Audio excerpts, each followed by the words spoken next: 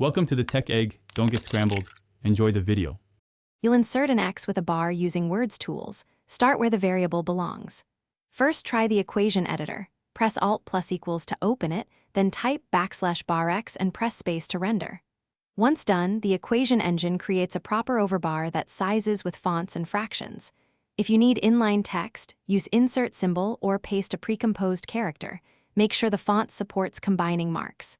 This first step gets you a reliable, scalable X-bar ready for further adjustments. Now refine the look so your X-bar matches the document. If you used Equation Editor, click the equation, open Design Tools, and change Normal Text vs. Professional, then adjust font size to match paragraph text. If you used a combining overline character, increase font size slightly or change font family to one that aligns the bar properly. Once done, tweak character spacing or add a small, thin underline rule in a drawing object if alignment still looks off. These tweaks make the bar visually consistent. Finish by locking the formatting so the X-bar won't shift later. Convert inline math to a full equation object if layout changes break the bar. That keeps the bar attached to X.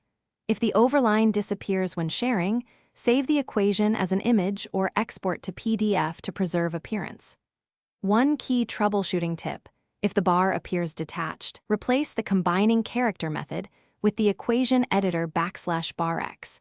That resolves most compatibility and rendering issues across devices and versions. Thanks for watching. Consider subscribing if I helped unscramble your problems.